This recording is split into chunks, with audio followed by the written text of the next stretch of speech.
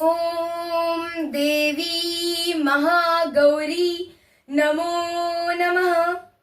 नमस्कार, मी तेजस्विनी विनोद पंचरास. आज नवरात्रीचा 8वा दिवस आहे. आज आपण देवी महागौरी हिचे पूजन करतो. जेव्हा माता पार्वतीने भगवान शिवांना प्राप्त करण्यासाठी एक कठोर तप केले, तेव्हा देवीची काया काळसर व निस्तेज झाली. जेव्हा महादेव या तपाने प्रसन्न होऊन देवीला भेटण्यास आले, तेव्हा देवीची अशी अवस्था पाहून महादेवांनी तिच्यावर गंगाजल शिंपडले. गंगाजलाच्या स्पर्शाने देवी आधीसारखीच सुंदर व तेजस्वी झाली. या देवीच्या हातात कमळ व अभय मुद्रा आहे. ही देवी वृषभ म्हणजेच बैल याच्यावर आरूढ आहे.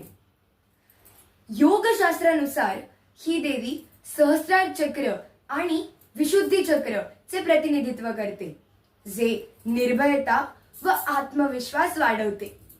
या देवीच्या आशीर्वादाने आपल्या आयुष्यात सात्विकता व सुख शांती वाढते. धन्यवाद.